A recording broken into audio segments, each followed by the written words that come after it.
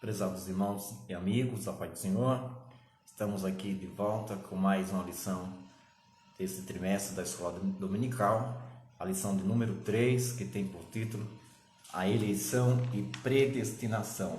Nesta lição estaremos abordando esse assunto muito importante. Na aula anterior nós já havíamos conversado um pouco, dado alguns toques sobre a predestinação de forma rápida, dentro do pensamento paulino, nessa carta aos Efésios, e hoje nós iremos estudar com um pouco de mais profundidade, apesar do tempo limitado. Nós iremos sim aqui fazer uma abordagem, por certo, iremos aprender bastante com este assunto todo especial para a doutrina da salvação, como também sobre a perspectiva do apóstolo Paulo. A verdade prática da nossa lição fala sobre, ou melhor, o textuário diz: como também nos elegeu nele antes da fundação do mundo, para que fôssemos santos e irrepreensíveis diante dele em amor, e nos predestinou para filho da adoção por Jesus Cristo, para si mesmo, segundo o beneplácito da sua vontade. Muito bem. A leitura em classe da nossa lição hoje está dentro do mesmo contexto da lição anterior, da lição número 2, mas se encontra no capítulo 1, versículo 4 ao versículo de número 12. E vamos falar hoje sobre esses dois temas importantes, que é a eleição e predestinação. O objetivo geral da nossa lição hoje é informar que Deus soube de antemão, por meio da sua presciência, quais pessoas creriam e que em Cristo seriam predestinadas a receber as bênçãos espirituais. Os objetivos gerais dessa lição são: 1. Esclarecer a diferença bíblica entre eleição e predestinação, pois são coisas distintas, apesar das palavras ser muito parecidas em termos de dicionário, mas são termos distintos, e apesar também de ser um ser consequência do outro, mas são termos distintos. Nós iremos aprender também durante essa lição. Também vamos explicar também como ocorreu a eleição divina, em que fase ocorreu essa eleição, em que tempo ocorreu essa eleição. E, por fim, iremos também constatar que a predestinação bíblica retrata as bênçãos concedidas aos eleitos. Tudo bem? Nossa verdade prática, ou melhor, a carta de Éfeso, como nós já havíamos estudado em momentos anteriores, ela está dividida, pelo menos pode ser dividida em duas partes importantes. Primeiro, a posição do crente em Cristo, e também a prática do crente agora nessa nova posição que ele vive como cristão. E a lição de hoje ainda está dentro daquele contexto dessa nova posição do crente em Jesus. Portanto, é preciso que o cristão tenha consciência, desta nova vida que ele agora desfruta, dessa nova posição em Cristo, e a partir desta visão, desse entendimento, dessa consciência que o homem tem em Cristo, ele passa a ter uma compreensão desta posição agora em Cristo, e qual o objetivo que Deus formou a igreja, que Deus salvou o homem, para qual objetivo? E a partir daí ele passa a viver conforme essa nova posição em Cristo. Por isso que é muito importante o estudo dessa doutrina bíblica. É lógico que o livro de Efésios tem muitas verdades que precisam ser exploradas, que não é possível fazer isso aqui durante essa lição. No entanto, para que o crente possa continuar evoluindo no conhecimento dessas verdades, se faz necessário que ele busque de forma intensa, e descobrindo essa verdade, que elas vão sendo descobertas paulatinamente. Tudo bem?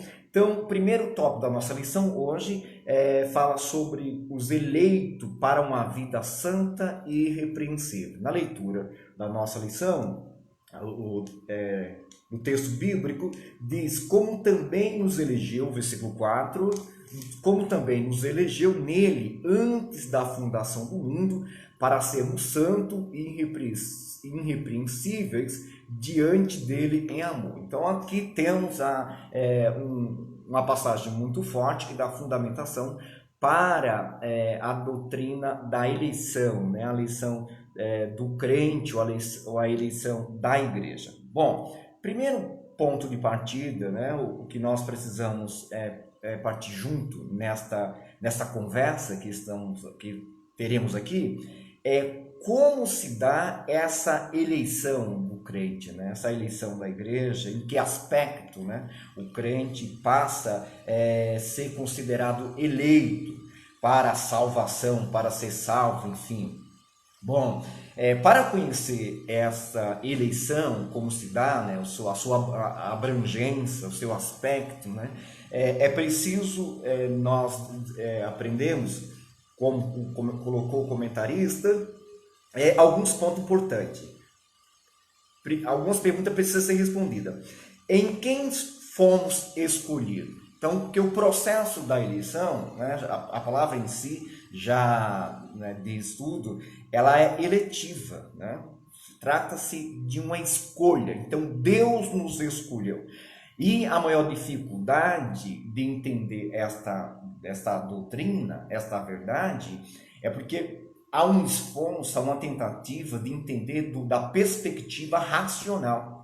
E essa é uma das maiores dificuldades para lidar com esses dois temas, tanto a eleição quanto a predestinação, que estaremos vendo logo mais. Então, quando nos esforçamos ou quando abordamos este assunto da perspectiva racional, teremos muita dificuldade, porque algumas indagações não conseguem ser respondidas. Por exemplo, como Deus se apresenta como um pai amoroso, como um Deus amoroso, e salva umas pessoas e outras não, né? Então, como algumas religião apregoa que existe um número certo para serem salvos, ou que foram eleitos, e aí, né, supomos que Deus salvaria o número X, a partir dali ele simplesmente desprezaria, descartaria, né, os outros. Não. Sobre essa perspectiva, nós iremos ter, o leitor irá ter dificuldade e não vai chegar a lugar nenhum, vai gerar uma confusão e as pessoas vão sair com as suas mentes mais confundidas. A compreensão que Paulo espera que os seus leitores tenham é de uma perspectiva divina, uma perspectiva de fé, não é? No Evangelho, né? Na dimensão desta bênção que Deus preparou para a igreja em Cristo Jesus. Então, em que se dá, né? Qual é a base dessa eleição? Qual é o critério dessa eleição? Né? Isso é muito importante procurarmos, né, descobrir ou caminhar a partir dessa leitura. Então, a primeira resposta é: a eleição ocorre em Cristo. Então, fora de Cristo, como já colocamos em outra oportunidade, né, a própria eleição, o comentarista coloca, fora de Cristo não há eleição. Então, Deus nos elegeu através de Cristo Jesus. Então, o cristão, o crente, ele só pode, né? O homem, ele só pode trabalhar com a eleição, com esse entendimento, a partir de Jesus Cristo. Então, o homem aceita Jesus, crê em Jesus como seu Salvador, e aí sim ele pode ter essa consciência, né, ter essa perspectiva dessa eleição, de ser eleito por Deus para alguns propósitos, que nós iremos ver aqui durante esta lição. Bom, segunda pergunta: em que tempo ocorreu essa escolha? Se é um processo seletivo, né, que Deus elegeu, né, ele escolheu, e aí, numa linguagem bem humana, ele procurou, ele escolheu e quis, né, ele foi um ato decisório de Deus, escolher um grupo de pessoas para um propósito, para um fim. Em que tempo ocorreu isso? O próprio Paulo vai dizer que essa eleição ocorreu antes da fundação do mundo. Então, essa eleição, ela ocorre muito anterior à nossa existência. Por isso, queridos, que esse entendimento ele é por demais, não é, inalcançável para a mente humana, né, para os teólogos, né, numa perspectiva puramente conceitual, acadêmica, e a maior confusão, as maiores dificuldades que temos sobre esse tema se dá justamente no aspecto conceitual, talvez acadêmico, né? Muitas vezes uma briga de ego, e é muito ruim quando é trazido isso, às vezes até para os nossos púlpitos, né? Os conceitos aí, as escolas que ficam se degradando, né? Quem coloca melhor suas posições, e aí nós temos várias delas e não temos o objetivo aqui de falar das escolas que discutem esses assuntos, porque o espaço não nos permite. Mas a leitura que iremos fazer aqui é a partir de uma leitura bíblica, não é? Nós, como estudantes da Palavra de Deus, precisamos sim fazer uma leitura a partir de uma exegese bíblica. Agora, tradicionalmente, a nossa Igreja de Assembleia de Deus, a leitura, né, a interpretação que se dá a esse instituto se assemelha, não é, com o que Arminio, né, defendia. E aí, né, se aproxima. Mas nós não defendemos esse conceito, né, a partir de um entendimento de fulano e de Beltrano. A nossa leitura é a partir do texto bíblico. Tudo bem? Vamos lá. Então, em que tempo se deu essa eleição? Antes da fundação do mundo. E qual é a finalidade dessa eleição? Para quê? Qual o objetivo que Deus nos elegeu? Bom, para que fôssemos santo e irrepreensível. Ok? Então, ou seja, Deus ele nos elegeu, né, para que formássemos um povo seu, e esse povo com uma característica peculiar, santo e irrepreensível, a fim de que nos tornasse agradável e aceitável diante dele. Então, queridos, um outro aspecto que ainda precisamos pontuar na eleição, nesse processo eletivo, é que esse processo de eleição, e predestinação, ele tem alguns aspectos importantes, né? Pelo menos 4 verdades que podemos ainda aqui acrescentar ao que já falamos. Ela é cristocêntrica, ela é essencialmente comunitária ou corporativa, então, ou seja, essa eleição não é individual, não é meritória, não é? Ou seja, não depende, não é determinado grupo que tem acesso a essa bênção, mas ela é comunitária, e o que o comentarista chama de corporativa, ela é institucional. Então, o que foi eleito foi a igreja. Maravilha?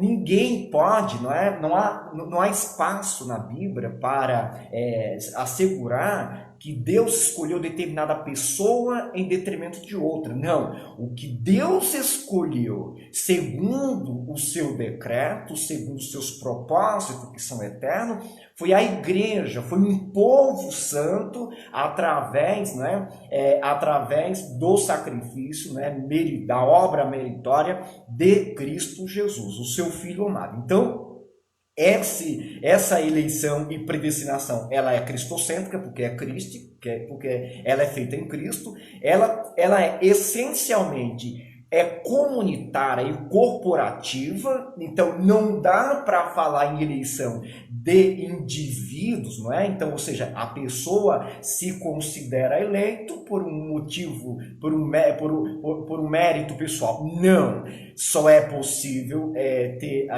ter acesso, né, alcançar essa bênção através da Igreja de Jesus. Então, fora dela é impossível, né?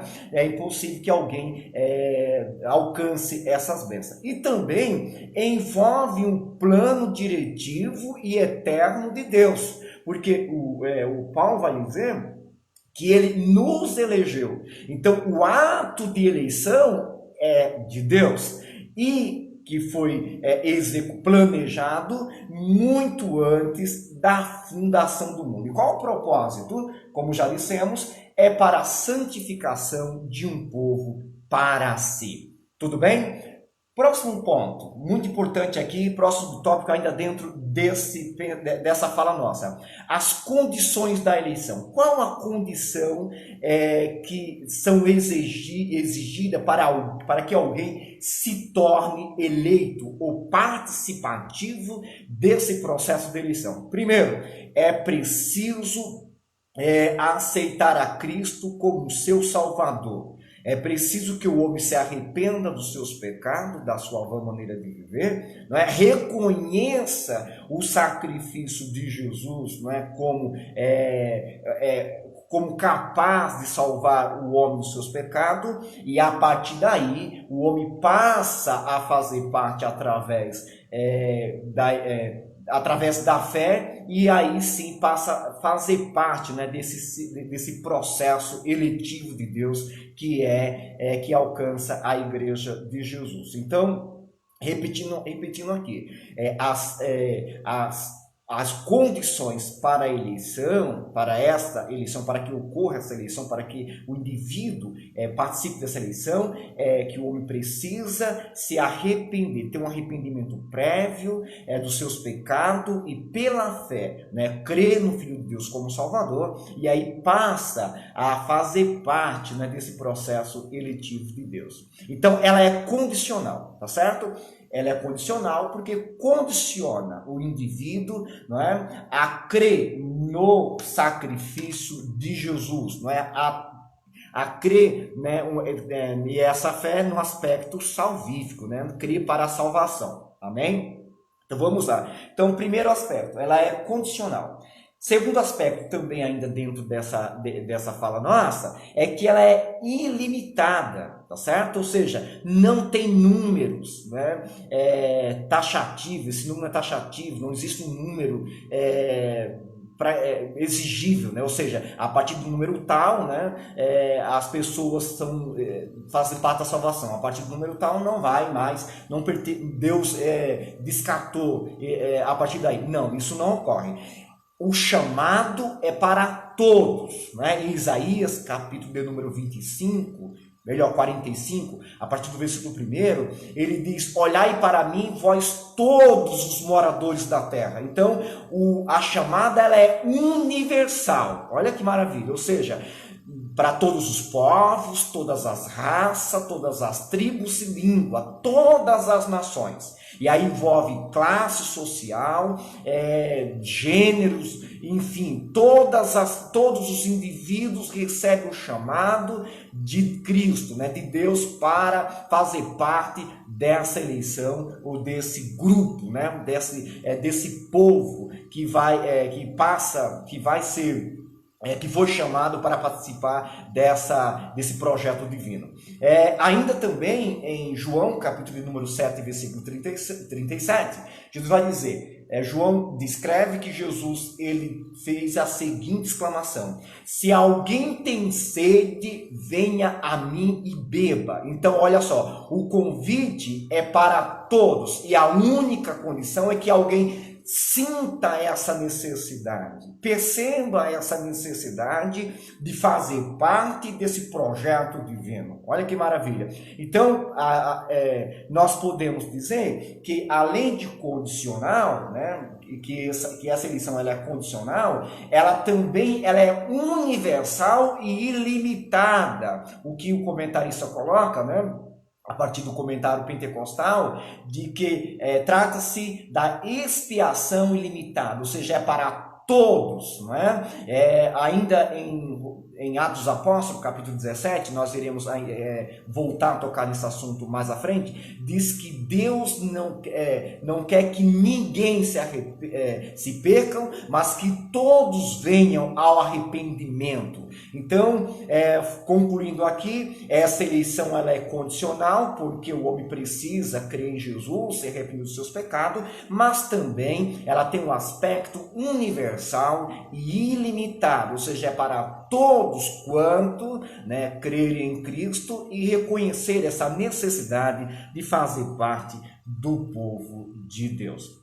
Vamos lá. Agora, um outro aspecto ainda a respeito da eleição é que, a partir desta eleição, os indivíduos passam a ter uma nova vida. Ou seja, Paulo ele vai fazer uma leitura, né? Ele vai expor seu raciocínio a partir de que, mostrando para a igreja de Efésios, os seus leitores, de que outrora eles viviam uma vida conforme o curso deste mundo, ou seja, uma vida em desobediência, em pecado e tantas outras coisas. E agora ele apresenta para os seus leitores que eles precisam tomar consciência de que fazem parte agora de um novo projeto, que desfruta de uma nova vida em Cristo.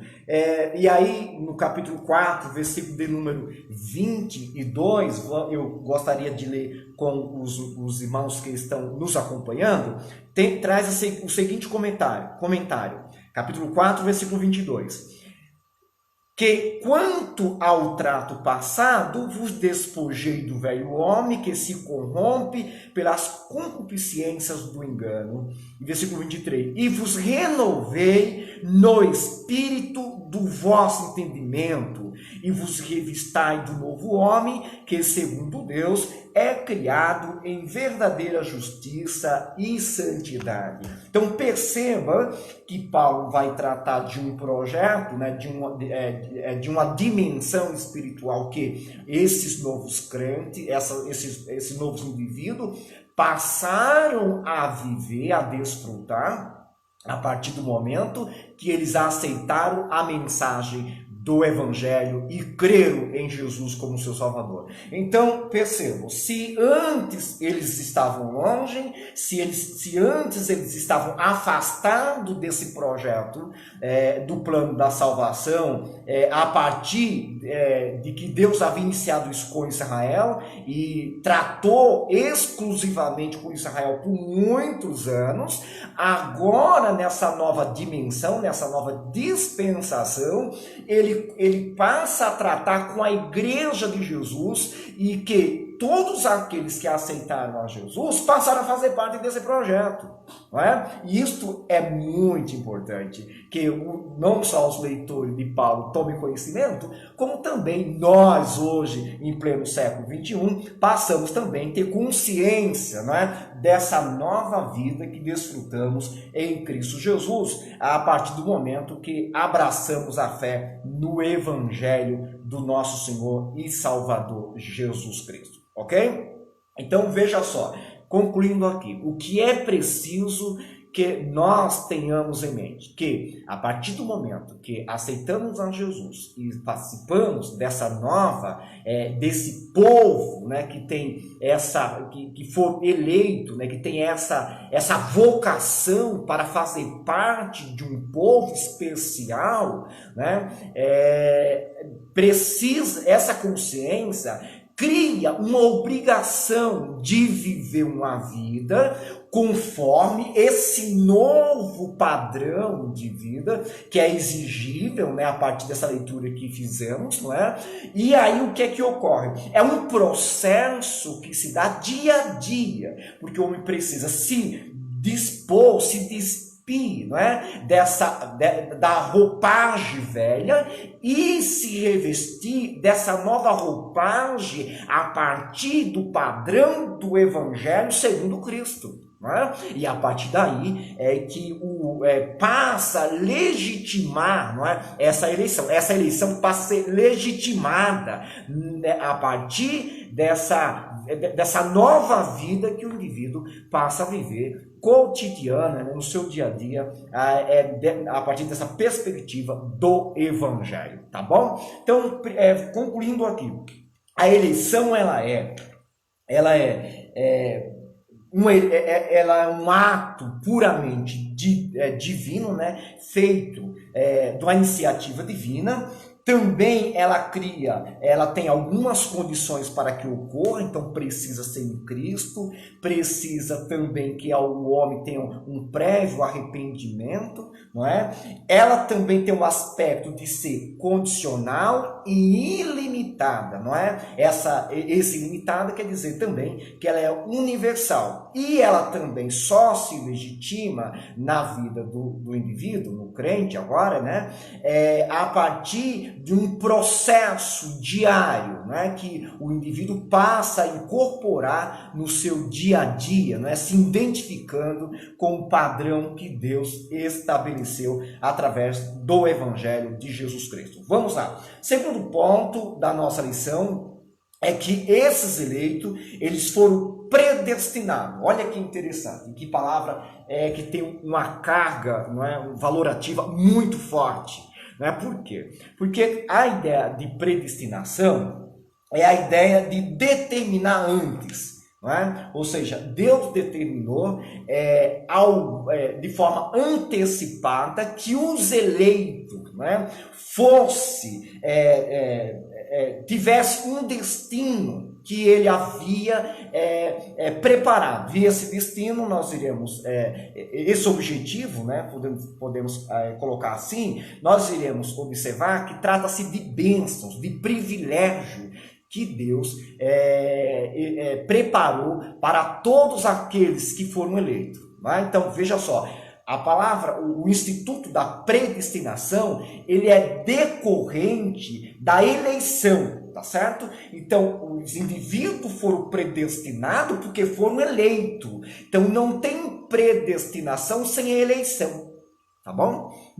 Isso é importante a gente pontuar. Por quê? Porque vai também ajudar a entender de que Deus não predestinou ninguém para a condenação. Ok? Então, a predestinação ela é decorrente da eleição que Deus fez através de Cristo Jesus. Então, vamos lá. Nós já dissemos que a palavra predestinação é determinar de forma antecipada. Então, Deus determinou ainda antes da fundação do mundo, porque ele elegeu, né, um grupo para ser povo seu, especial, zeloso de boas obras, como diz o próprio texto sagrado. Agora, para que nós fomos predestinados? Né? Predestinado para quê? Né? Deus nos determinou o quê? Vamos lá. Existe uma série de bênçãos que Paulo elenca, que nós fomos predestinados. E nós não iremos falar porque não temos tempo, mas algumas delas é importante mencionar aqui, e o comentarista também pontuou na lição que estamos estudando. Nós fomos predestinados para a adoção, né? Além, né, de tantas outras que já mencionamos, inclusive na lição anterior. E o que é esta adoção? Adoção de filhos. E aí, olha só, Paulo ele vai falar, a palavra adoção, né, o comentarista coloca aqui, que Paulo ele vai mencionar no mínimo 6 vezes nas suas cartas. Porque é um termo novo. Né? O judaísmo não lidava com essa questão de adoção, porque eles entendiam que a nação já era considerada como filhos. Mas a palavra adoção aqui ela vai ser introduzida agora de forma nova para os leitores, inclusive judaico, mas na cultura grego-romana era um conceito jurídico que consiste na ação de alguém adotar, né, tomar alguém como filho, adotar. Isso tem um efeito extraordinário, tanto no âmbito jurídico, né, inclusive no contexto de Paulo, o sistema que Paulo vivia, no sistema romano, como também aplicando de forma paralela dentro de um conceito espiritual, tá certo? Por que Paulo vai usar essa expressão, esse conceito para explicar isso? Porque, veja só, Paulo ele começa dizendo que nós não éramos nós não fazíamos parte do povo escolhido, que é do povo judeu. Nós éramos, por natureza, nós vivíamos separados desse conceito de salvação, dessa comunidade. Mas Deus, através de Cristo, por um ato voluntário, Ele nos elegeu, tá certo? E agora, não só nos elegeu, mas também nos predestinou. Para quê? Para a adoção de filho. Ou seja, a partir do ato de crer em Cristo, o indivíduo passa a fazer parte da família de Deus. E isso é muito importante que nós tenhamos isso em mente com muita clareza. Então, olha só, Deus não tinha nenhuma obrigação, né, de nos chamar para fazer parte desse projeto, mas Ele quis fazer, não é? E isto coube a Ele, né, de livre e espontânea vontade, possamos dizer assim, porque Deus não sofre pressão, né? Isso é uma força de expressão, fazer isto, né, por livre iniciativa e vontade própria. No capítulo de número 1 de Colossenses, versículo 21, diz assim, ó: vós também que no outro tempo ereis estranho e inimigo no entendimento pelas vossas obras más, agora contudo nos reconciliou. Então olha só, a iniciativa tanto de nos reconciliar como também de nos adotar, né, como se fosse filho, como filho legítimo, foi de Deus. Ok? Então, e olha só, esse processo, o Instituto da Adoção ocorre por iniciativa de quem quer adotar, na verdade do pai, não é? Os filhos, nós temos na nossa sociedade muitas crianças, muitos filhos querem ser adotados, mas não encontra pai para ser adotado, não é? Por quê? Porque o processo de adoção se dá por iniciativa do pai de família. E nesse contexto, Paulo diz que foi Deus quem nos quis nos adotar como filho. Agora, olha só, o processo de adoção, no Instituto de Adoção, ele, quando ocorre, o adotado agora passa a ter o direito, por legitimidade, por um ato legítimo, igual ao do filho.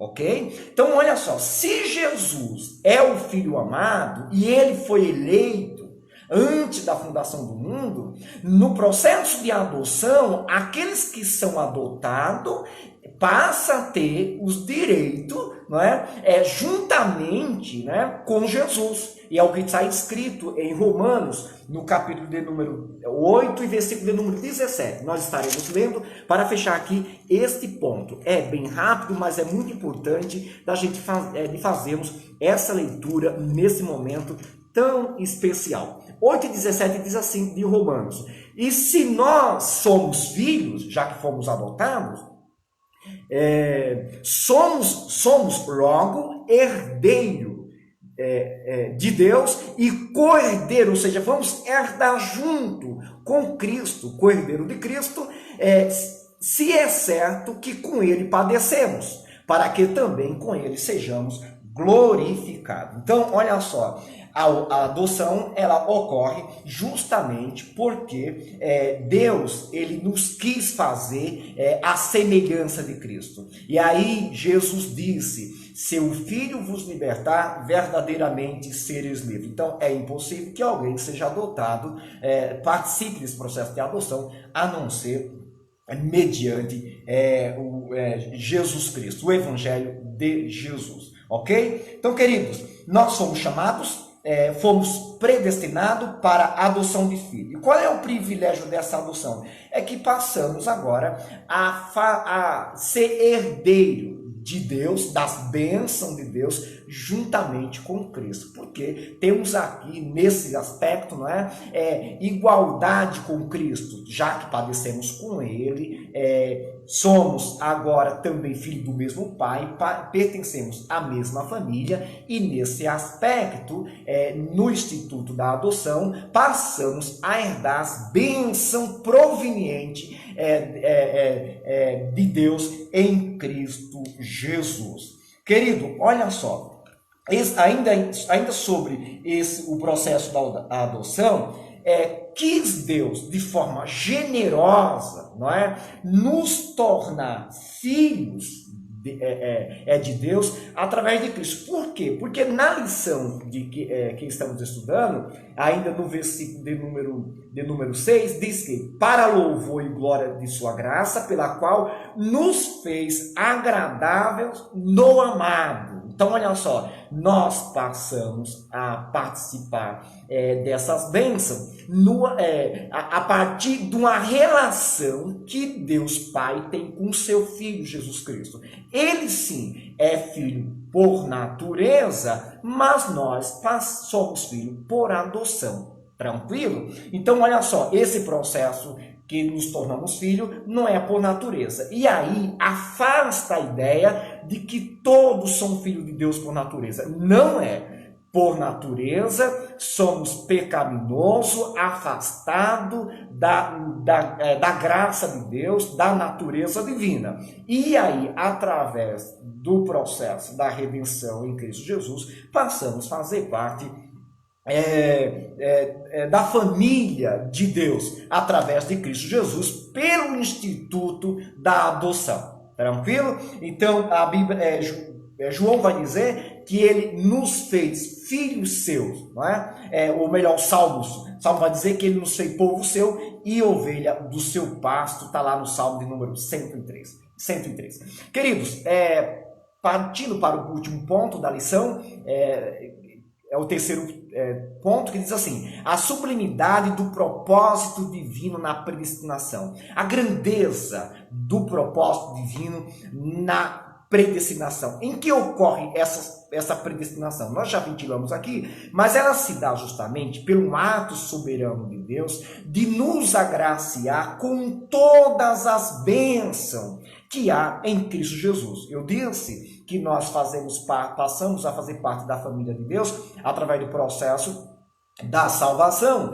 No entanto, passamos também a desfrutar de todas as bênçãos que há em Cristo Jesus. Então, essa predestinação se refere quantos as bênçãos dentro do aspecto da salvação. Então, eu disse há pouco instante de que a predestinação não se refere à condenação de ninguém, ou seja, Deus não quis condenar ninguém. Deus não predestinou ninguém para a condenação, mas ele criou um projeto para salvar, não é? Para predestinar aqueles que haviam de se salvar, que haviam de se tornar filho de Deus através de Cristo Jesus. Então, aqui também afasta a teoria calvinista, não é? Que acredita que alguns foram predestinados para a salvação e outros para a condenação. Não, a predestinação é quanto aos que hão de se salvar. Os que irão perecer é uma questão de consequência daqueles que não aceitam a Jesus como seu Salvador, ok? Partindo ainda para o último tópico dessa lição, já ali do nosso encontro aqui, é que essa predestinação, ela não é um ato arbitrário, ou seja, Deus salva alguns e condena outros, não, mas ela é feita com amor, não é? E eu queria que você prestasse atenção nessa última fala nossa. Por quê? Porque todo ato divino de Deus, ele é cheio de bondade e misericórdia. É impossível alguém entender esse instituto, essa doutrina, essas verdades, sem não ter uma compreensão dos aspectos de Deus, quanto à sua presciência, sua justiça, sua misericórdia, não é? Então envolve esse ato de amor de Deus. E Paulo vai dizer isso. Ainda no capítulo na nossa lição, o capítulo de número 4, o versículo número 4, capítulo 1, diz assim: como também nos elegeu nele, antes da fundação do mundo, para sermos santos e irrepreensíveis diante dele em amor. Alguns biblistas entendem que essa expressão seria seria mais realista se dissesse com amor. Ou seja, Deus fez tudo isso com um imenso amor. Ele nos amou, por isso que nos elegeu e nos predestinou. E aí, volta ainda àquele ponto que diz, coloca que esse ato ele é universal e ilimitado. E vamos lembrar do capítulo de número 13 e 16 do Evangelho de João, que diz: porque Deus amou o mundo de tal maneira que deu seu Filho unigênito para todos aquele que nele crê não pereça, mas tenha vida eterna. Então tudo isso que vimos e tem como a base, ou como ápice, não é? Desse pensamento, desta fala, o amor de Deus. É a base de tudo isto, tanto da eleição quanto da predestinação. Então não há porquê perdermos tempo discutindo que Deus salvou um, salvou o outro, vai salvar A, salvar B, porque Deus já sabia quantos iam se perder, quantos iam salvar. Sim, na presença de Deus, isso é indiscutível. No entanto, dentro do pensamento paulino, não é isso que ele quer discutir.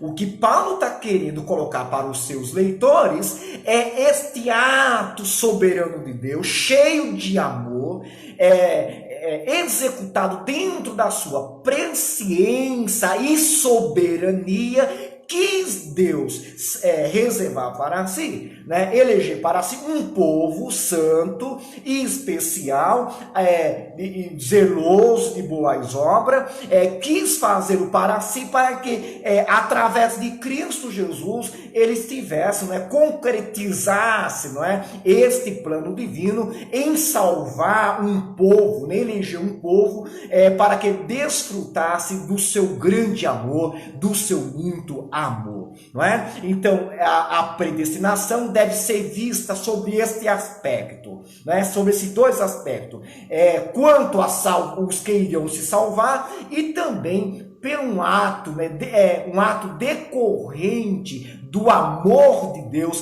para salvar os pecadores. Querido, ficamos por aqui com esse encontro. Eu queria agradecer a todos que estão nos acompanhando aí. Está aqui nosso irmão Cláudio César, nossa irmã Sueli Coelho, Patrícia Pires, nossa irmã Egislene, Josué Pereira, Sandra Regina está sempre conosco, nossa irmã Roseli, nossa irmã Jacilene, não poderia estar faltar, não é? Também nosso irmão Ricardo Ferreira, nossa irmã Rita de Cássia, Elisângela Araújo, nossa amiga, Pai do Senhor, Deus abençoe, é uma amiga nossa que está, acho que mora em Guarulhos, e tantos outros irmãos aqui que está conosco, nossa irmã Andréia, tantos outros irmãos aqui, a nossa irmã Kelly, aí nossa irmã Maria Pires, Josélia Lopes, Rita de Cássia e tantos outros irmãos que estão conosco aqui, nosso irmão Zé Cavalcante, Adilson Dias, nosso irmão Adilson Pai do Senhor, nosso irmão Gediel Nunes, enfim, tantos outros irmãos aqui que aparecem aqui na lista, nosso irmão pastor Nailton Moura, Deus abençoe, Pai do Senhor, sempre é um prazer muito grande tê-lo ouvindo aqui, nossos comentários, que Deus abençoe a todos em nome de Jesus, eu desejo a todos os irmãos um ótimo domingo e que Deus abençoe, até a próxima aula, a paz do Senhor, em nome de Jesus, que o Senhor abençoe a todos, amém, até a próxima aula.